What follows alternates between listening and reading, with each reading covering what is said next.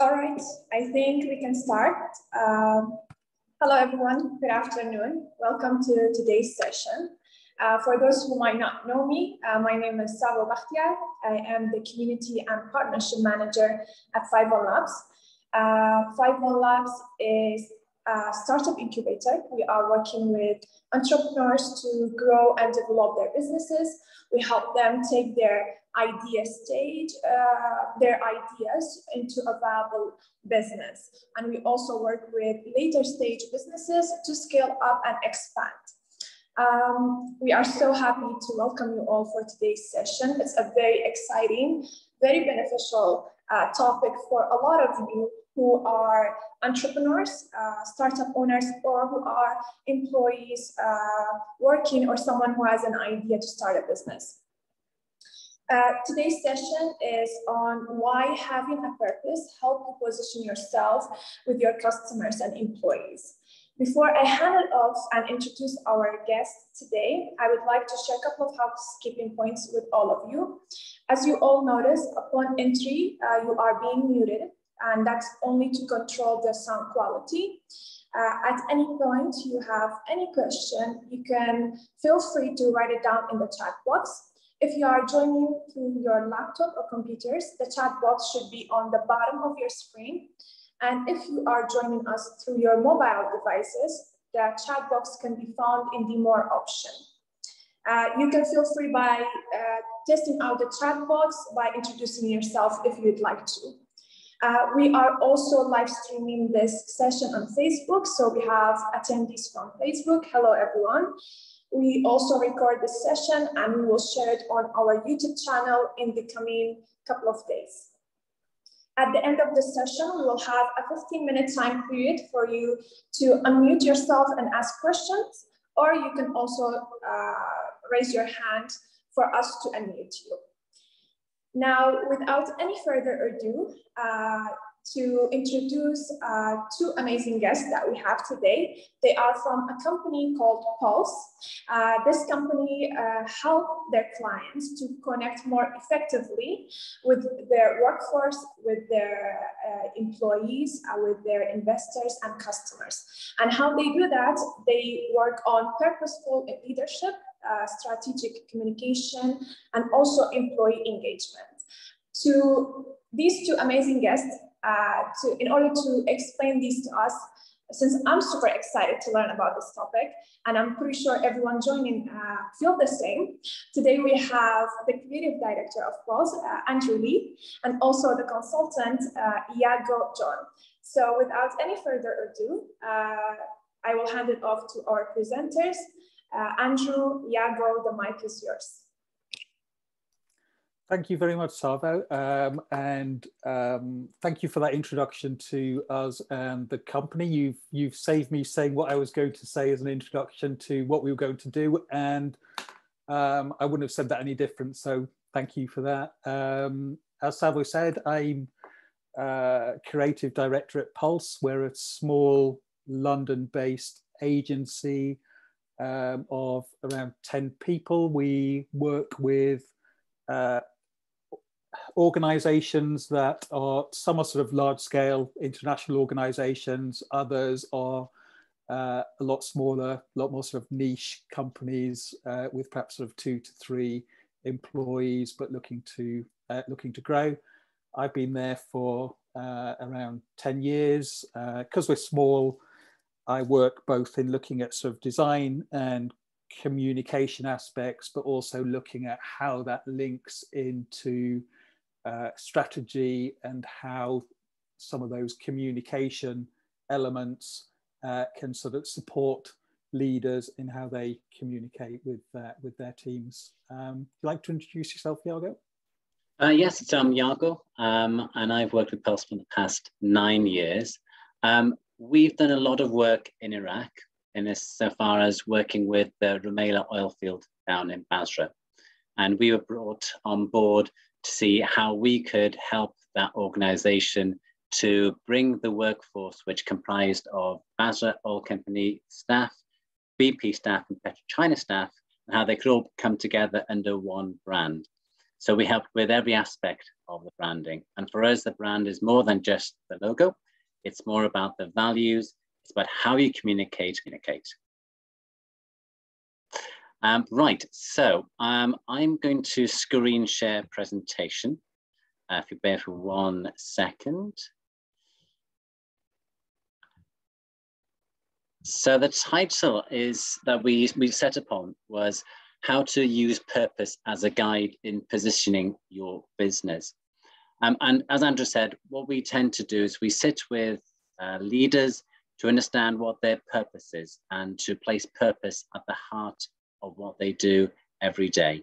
So we're going to talk to you a little bit about what purpose is, why it's important, how it can help you. And towards the end, we're going to introduce you to some exercises that you can do afterwards as a bit of a tool for you to discover or uncover your own purpose.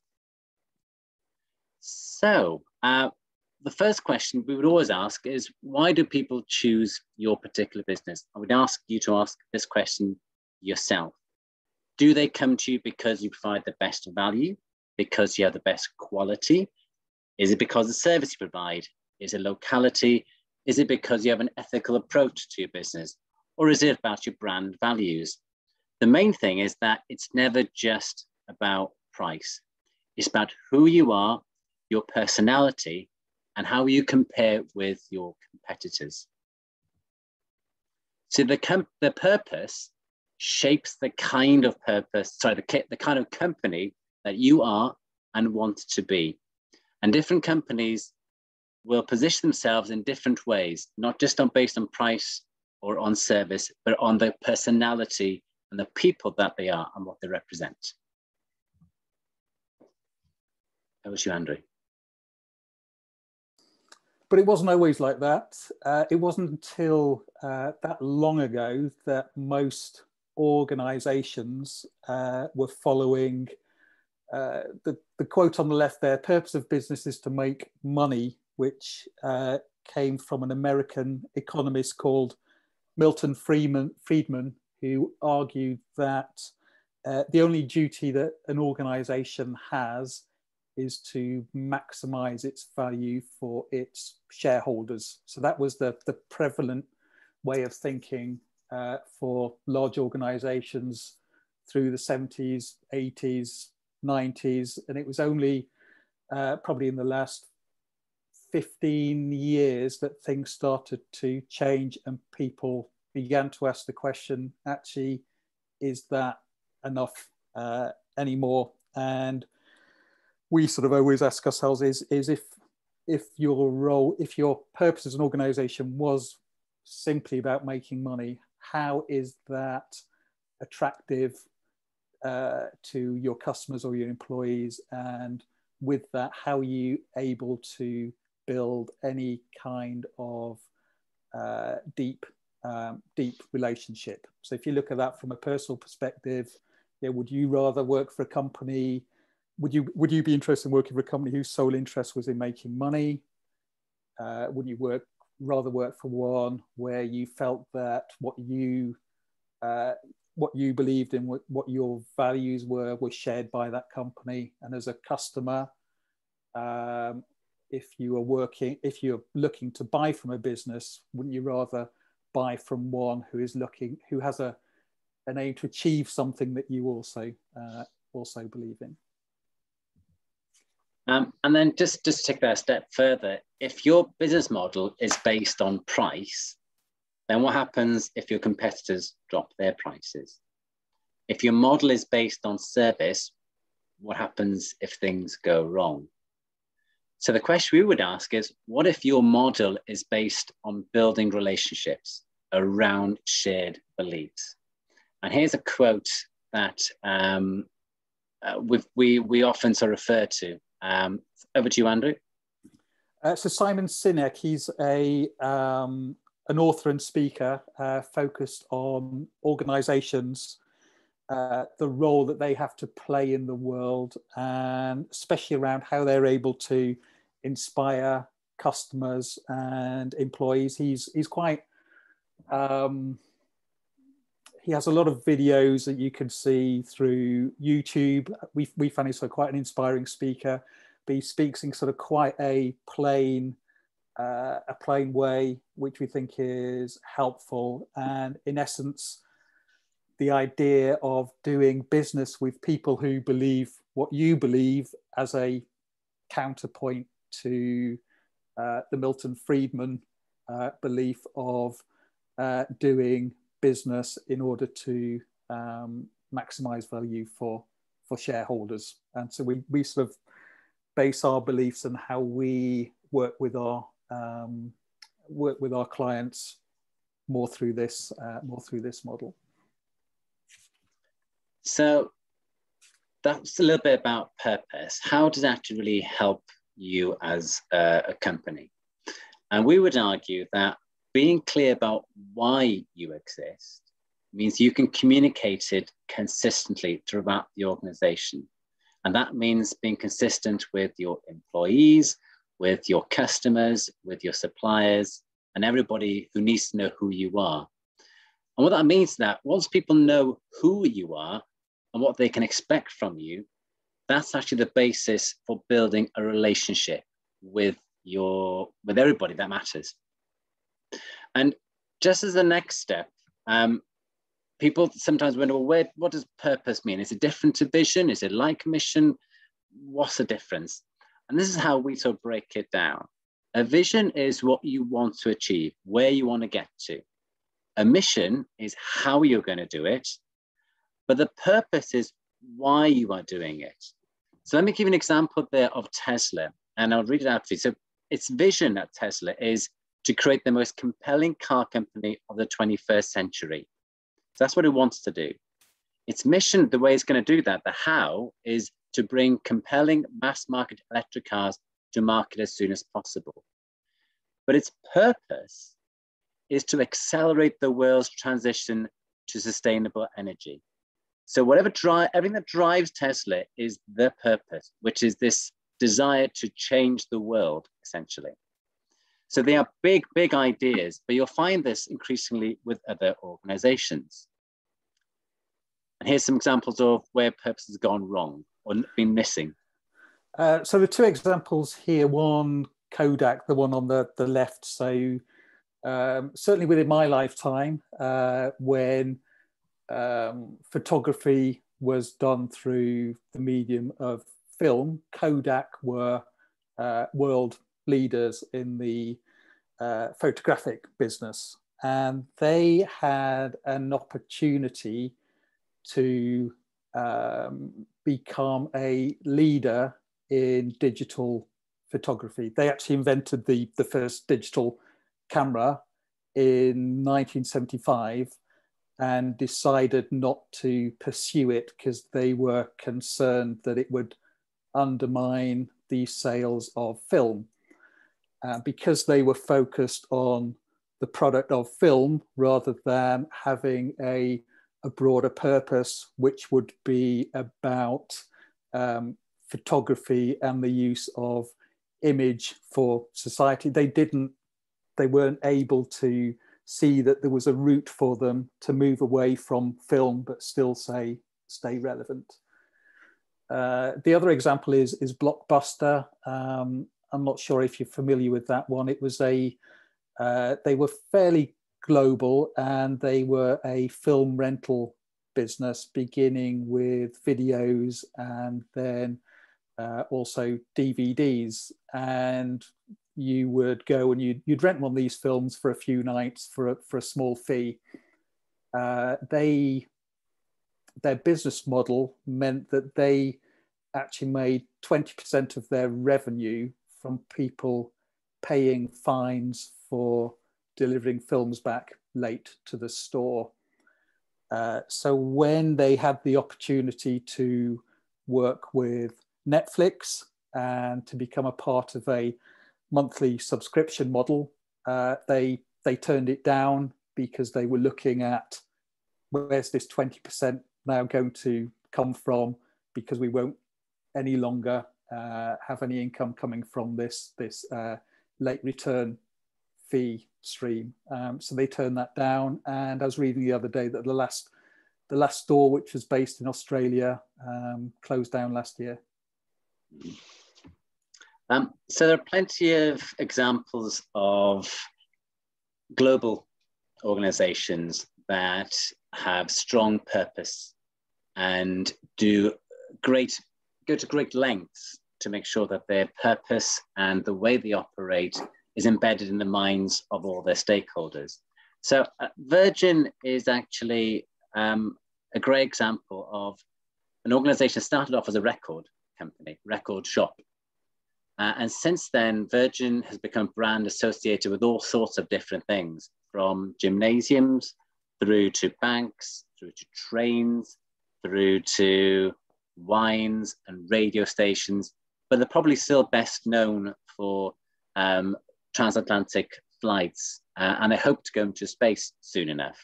So the question there in a way is, what brings all of these things together under one brand? Well, for Virgin, their purpose is not to be the best record store or the best airline, but it's to change business for good. And it's the very reason we exist, so to say. It is the lens through which we make all our decisions. So all the decisions are based upon the way they see their purpose to change the way business operates.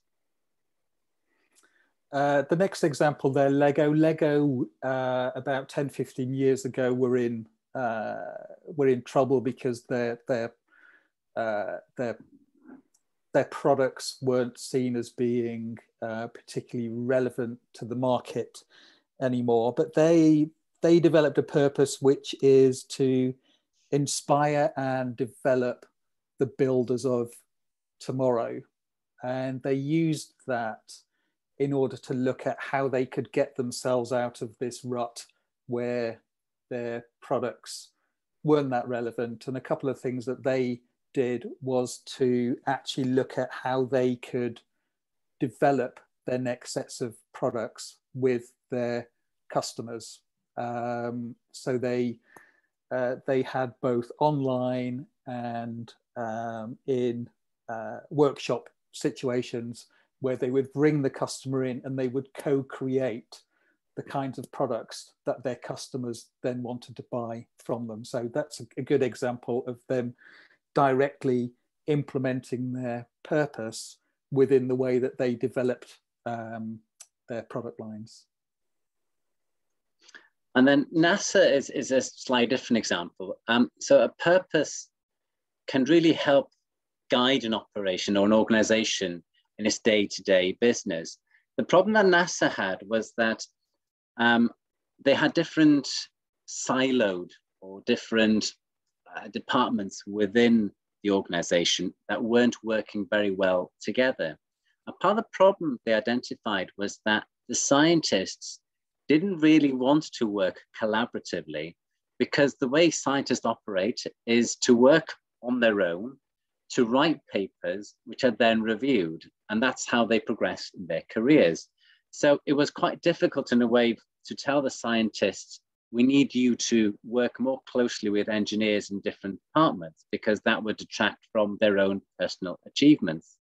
So what NASA did was bring everybody under one banner, under one purpose, under the objective of, we aspire to keep astronauts safe in space. And that's what the whole focus was. The focus was shifted away from the individual project they're working on, but to make everybody feel as though they were part of a program to make sure that astronauts were safe in space. Do you want to talk about Nike and Patagonia? I'm just conscious of time, Andrew. I think let's move on to the next one, I think.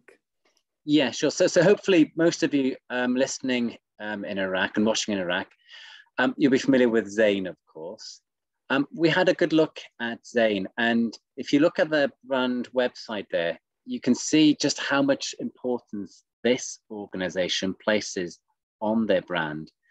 They talk about their vision, they talk about their values, the signature, the history, the importance of it, the name, the culture. They realize the importance of having a brand and the different elements that go into that. Now, going back to what we talked about before, the difference between vision mission, and purpose? Well, the vision here is really very clear. Our vision is to become the leading provider of innovation and digital lifestyle communications. How are they doing that? Their mission? By providing the best and simplest experience for our customers. The purpose isn't explicitly on the website, so you have to sort of uncover it and look a bit deeper, but it is actually there in part. We are passionate about human development everywhere. And in Iraq, they're interested in creating partnership with youths, providing them with products and services that can help them communicate with the world. So if we were actually advising Zain, we would say to them, your purpose needs to come out a bit stronger, because we can see that you are passionate about human development, but why are you passionate about it? And that is what purpose is all about. It's about the why you are doing something.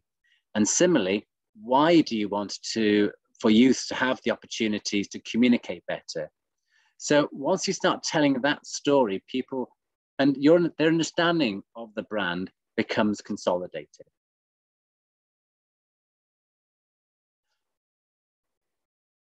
Andrew, I think you're on mute there. Sorry, I kept muting and unmuting myself very quickly. So hopefully that's given you a good idea of what we see that purpose is. And the next part of the presentation is really around how you can uncover your purpose and use that as a driving force in your business.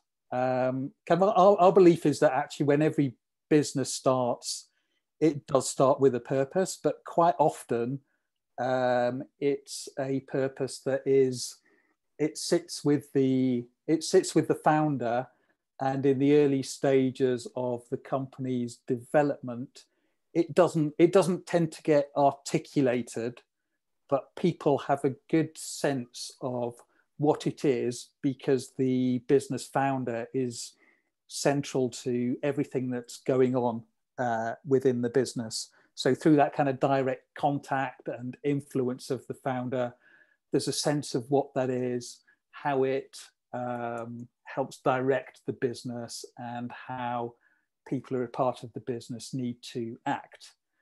But as a business grows, quite often that spirit that comes from the founder can get diluted, and over time people sort of lose track of what that purpose is and how they can use it. So we kind of think that getting purpose embedded from the outset can be really helpful, especially as the company begins to grow. And quite often a lot of our work with organizations is about helping them to reconnect with what that purpose is.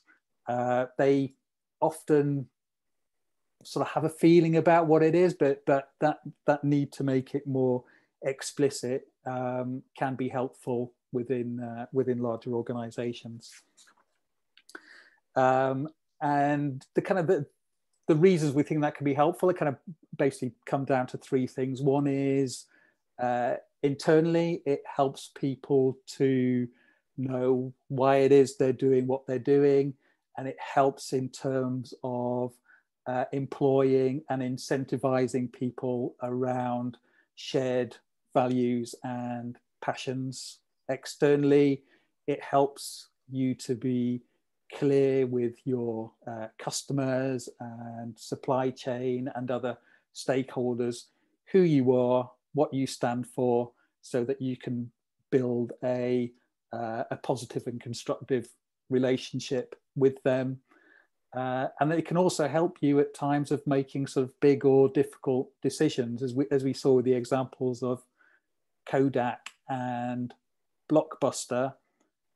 They hit these points in their markets where big things out of their comfort zone were coming at them, and because they didn't have a purpose, it became difficult for them to make a clear decision that would make sense to them at that time.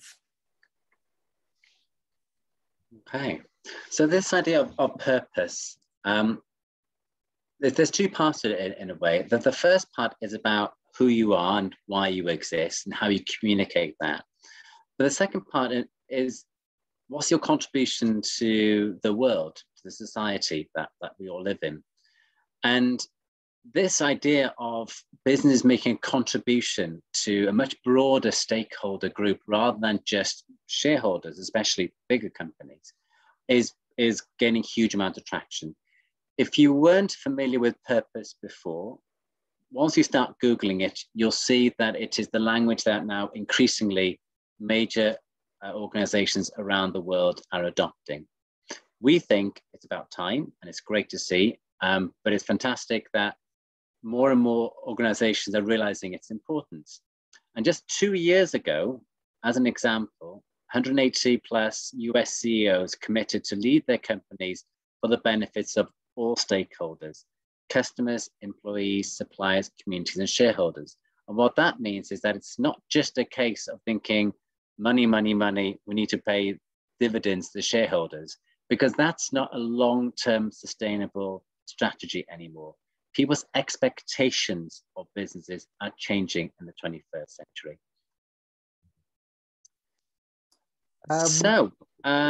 Exercises. We're going to sort of talk you through some exercises now, and they're things for you to do on your own, or with your employees, or with your family or friends, or with your wider stakeholder network. And they're intended to help you uncover your purpose, articulate your purpose, and to take the next step thereafter in developing your sort of brand identity, if you will. So the first exercise, and it's not for you to do right now. This is going to be available as a resource after this webinar. But the first is for you to really stop and think, how do I find my purpose? What is my organization or company's purpose? So ask yourself these 3 questions. Our company make the lives of our business better by X, Y, Z, whatever you think that may be. How does it help society, the world, and make a difference? And why does it exist? Because we want to do what? So have a deep think about those 3 things. They're often difficult questions to answer. And some of the questions that we ask are things like, what will be lost to the world or the market if the company closed down? Why shouldn't anyone care about this business? What is special about your company? What's in your DNA? What makes it different to everybody else? And here's one I personally like is, if your company was on Tinder, what would your profile page say about yourself? So once you've sort of started asking these questions, you'll then be able to put your purpose to paper. And it's useful to actually write something down, because then you can start to really reflect on things. So that first exercise was about enabling you to better understand why you do what you do. So the next step is articulating it. So here are 4 examples that will guide you perhaps in terms of what it is that why you exist. In UNESCO's case, it's to build peace in the minds of men and women. That's why they exist. BP exists to reimagine energy for people and our planet. Ford, to drive human progress through freedom of movement. And Uber, to ignite opportunity by setting the world in motion. So these are all the reasons why the company exists, not what they do or how they're doing it. It's their purpose. Now, what I would add is that often if these are just words, in terms of your purpose being successful, you have to live by them, and they have to be resonant and they have to be authentic. The main thing is how you use them and how important they are to you is what really matters. There are lots of examples out there. One we discovered this morning of companies who claim to have a purpose, but whose behaviors don't reflect their values and what they claim to be. So, as I say, the most important thing is to be authentic about your purpose. Just to give you an idea, that exercise that Iago's just talked through, and the next one that I'm going to talk through with you, they are the kind of things that we do with the organisations that we work with. But what we've tried to do for the purpose of this session is to distill them down to very small, simple things that you could do quickly, just as a way of getting a sense of what your purpose is. Quite often, these bits of work will take months to do. We need to talk to a lot of people within lots of different levels within an organization, because they have a disadvantage that you don't have, in that they are big. They've got to a scale, and they've got a history that makes any change that we try to do need a lot more inertia to make that change happen. Whereas I know for a lot of you have either just set up a business or are thinking of setting up a business. So at that, with you being at that particular scale, I think we try to simplify the exercises so they would sort of work to that, and it would just give you a sense of how you might be able to use purpose in how you develop from the point that you're at the moment. So the next exercise is really looking at, once you establish what your purpose is, what's the personality that your organization needs in order to connect with your customers and other stakeholders in the right way. And I think when you're working on your own, or you're quite small, quite often that personality matches the personality of the business founder when they are talking to customers, and when they're talking to people that they need to get on board with what it is that they're looking to implement. But I think having a look at what those personality characteristics are, it can help you be clear and consistent with how you communicate. So whenever you talk about it, whenever you have a communication going out, you have a particular style that you know is authentic to you, but that will connect to your customers and other stakeholders in the right way. Do you want to go to the next slide, Iago? Yeah, sure. So it's a very simple exercise, as I said. Quite often we would do this one in more detail, but effectively you have two columns there of opposites. So, for example, you might decide that my organization is fun, or you might decide that it's serious. But by making a choice in one of those columns, you're also making a choice not to be the other item in the other column. So the exercise is you would go through these lists and intuitively circle or underscore the word that you felt best described how you need to be as an organization to connect with your customers. And after that, to pick out the 3, 4, 5 things out of all of those feel that they resonate and are most important to you in terms of how you would connect. Obviously, with the words that we've put here, if we were doing this exercise with a client, we'd already have a good idea of what their business does. So we will pick groups of words that we know would be very relevant to the line of business that they're in and what we already know about them. But because we don't know what it is that you do in your organizations, and they're pretty quite diverse, we've just put here sets of words that we hope are general enough, but the you can still be sort of relevant to you. So the first exercise would be to do this on your own, and then a next step, you could try to validate your choices is to, if you have employees, to try this with one of your employees, or if you have somebody that you have already spoken to your business about, try the exercise with them and see what they come back with, see where the similarities are, and if there are differences, explore why you think those differences are there, and if they are there, decide if that's relevant to you or not, what you might want to do with that information in order to then move to have at least a sort of a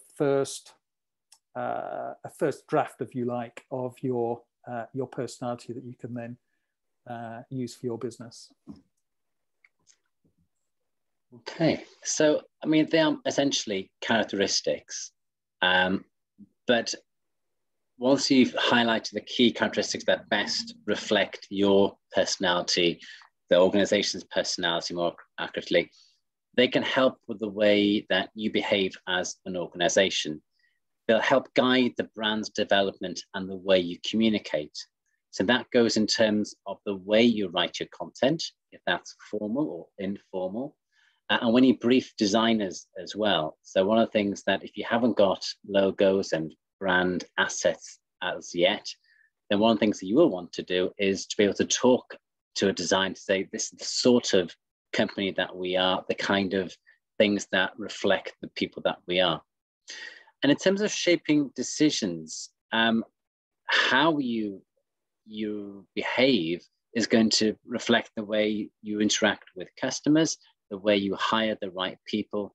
And if new opportunities come your way, you may decide, is that the right course of action? Is that what we're really about? Which is often a big decision and a difficult decision when organizations grow in different ways. So that pretty much draws our short presentation to a close. Andrew, do you want to just finish off on this one?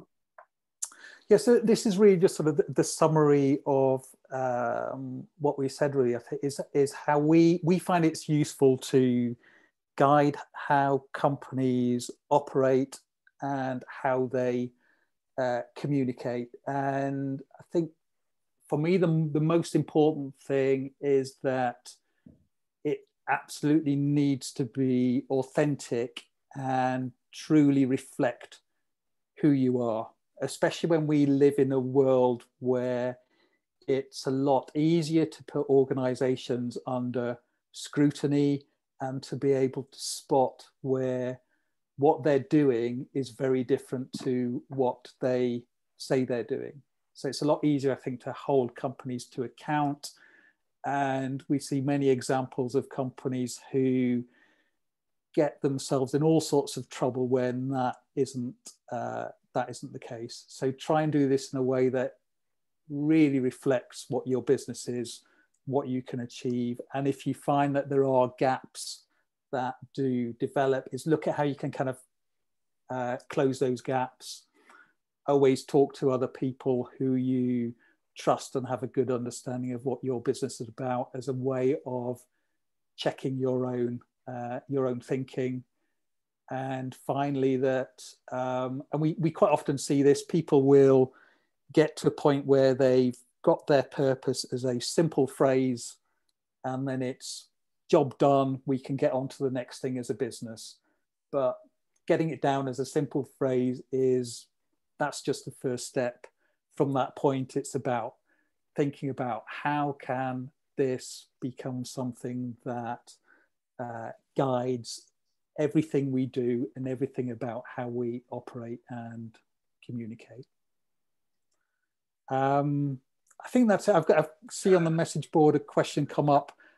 I hope I'm saying your name correctly, Ziga, on can an institution be something from column 1 and column 2 at the same time? And I mean, if we think about sort of an organization in terms of as a sort of a real person, we would sometimes have times when we're fun, or we'd have other times when we're serious. I think you can be both at the same time, but what we find useful in the exercise is to look at which is the one that's dominant and which is the one that needs to reflect your essence.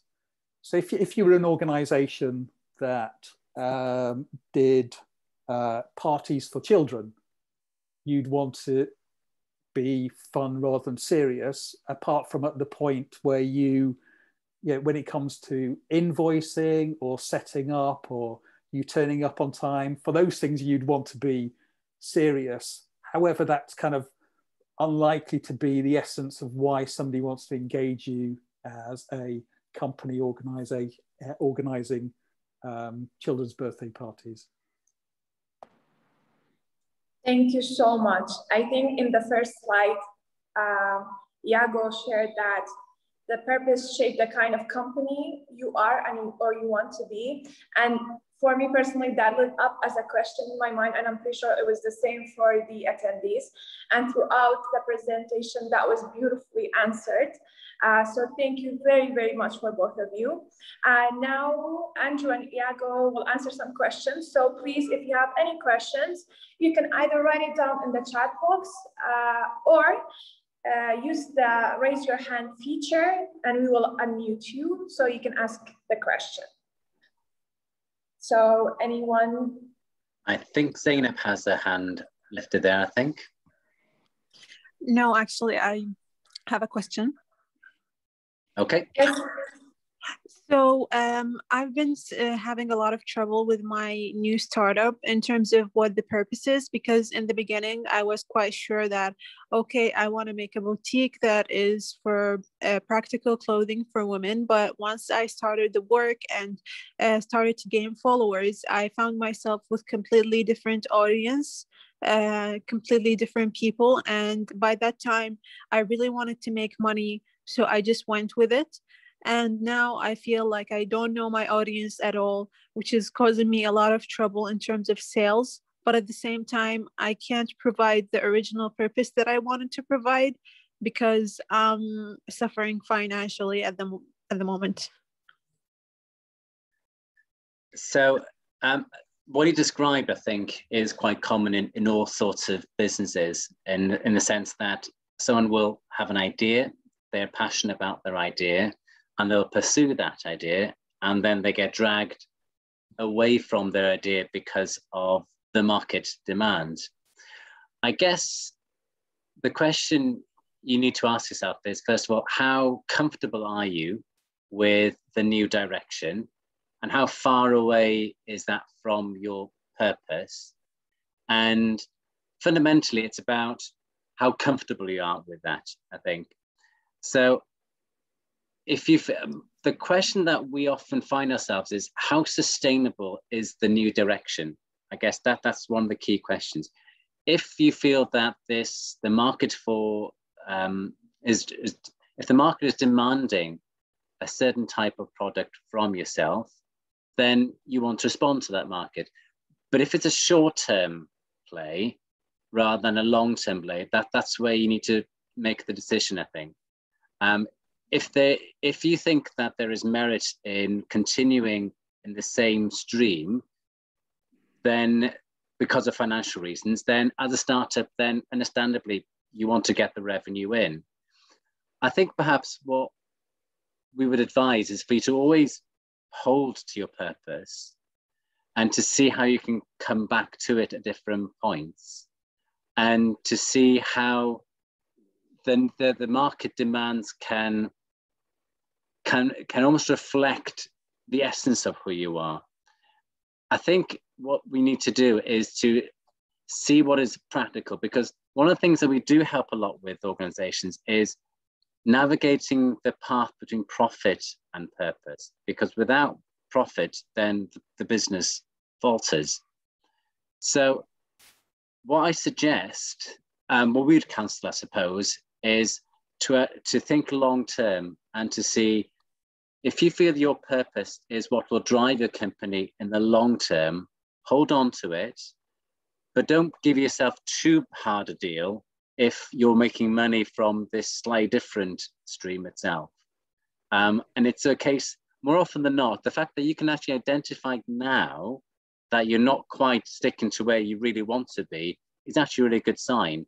It's when you keep plowing in the same furrow onwards and onwards, and then you suddenly look back and it's a world away from where you want to be. That's where things often get difficult. So I don't think it's a silver bullet, but my suggestion would be keep sight of your purpose, keep making money if that's making money, see how the new direction can be aligned with your purpose, and see if you can cross-sale in a way. If the market and your customers are liking certain brands of yours that you make, see if you can actually introduce them to the other stuff that you're making. Andrew, do you have any thoughts? Dunya has asked a question in the chat, and I think it's for me, it's similar in a way. And in one way, I would say it's not easy. It's very, even we find in the work that we do, it's easy to get so caught up in the day-to-day actions of what we're doing for a client that we sometimes forget the reason that it is that we're doing it in the first place. You kind of get in the groove of delivering a project, and it becomes about delivering the project. And we have to remind ourselves, hang on, why are we doing this project again? Why did we decide this was a good and important thing to do in the first place? We call it kind of getting stuck in the weeds, where you get so caught up in the detail that you forget the big picture.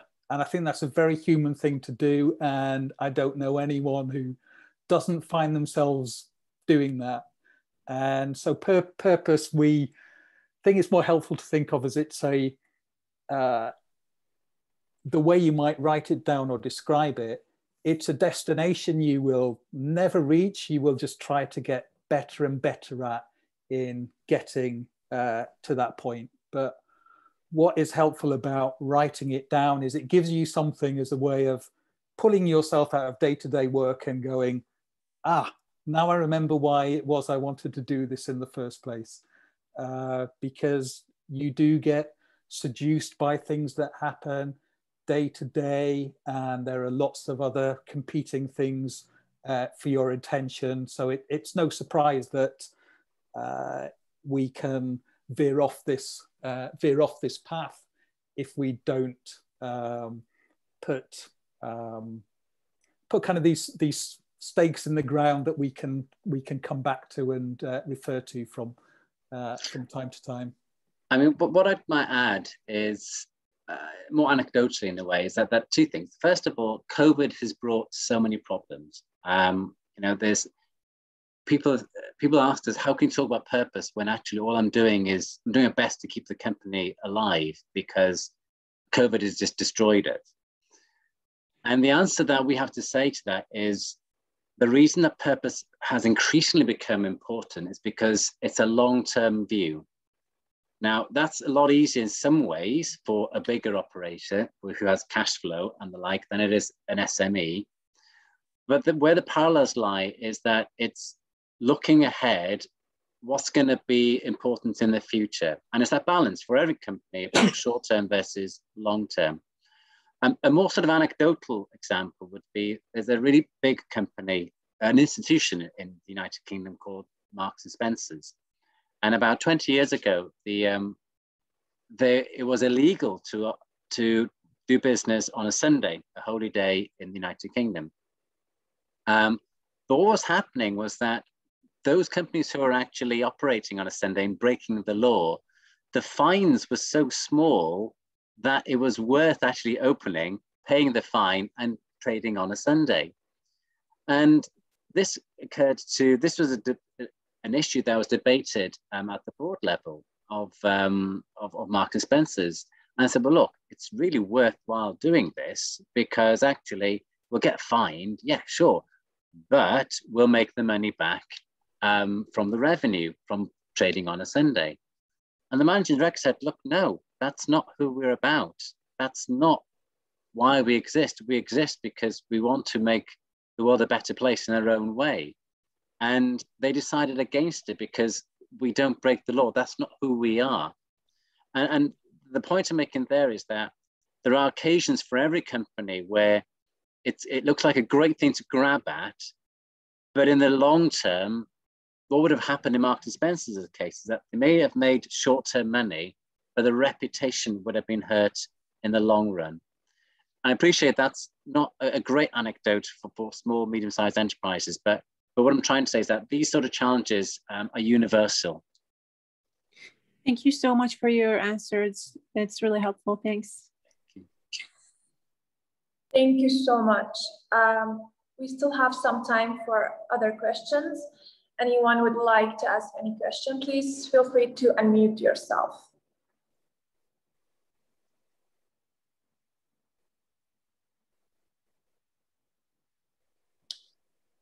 All right.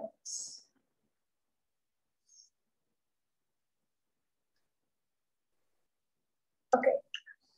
I don't. Yes, hello. Okay. So, Andrew, Iago, thank you so much for answering those questions. Thank you for the amazing presentation. It was such a pleasure having you both with us today. Please feel free to maybe have your last remarks, and then with that, we will conclude this webinar. Thank you so much all for attending, and we hope to see you in our upcoming webinars. Thank you very much. It's our pleasure. And we hope that you've learned something today that is possibly different. We'll be placing this as a resource for people to look at the examples. And we'll also share the Pulse Brands report on purpose, which gives you a bit more insight into purpose. And we'll also have the exercise as a PDF there. I'd also suggest, if you have time, have a look at Simon Sinek's TED Talk, the one that Andrew mentioned earlier in the presentation. It's been seen by 55 million people and counting, and it's a really great and interesting viewing. Thank you so much. We will make sure to share these with all of you in our email, post-event email, alongside with that TED Talk as well. Thank you so much. Have a wonderful day. Take care. All the best. Thank you. Thank you. Bye now. Bye. Bye-bye.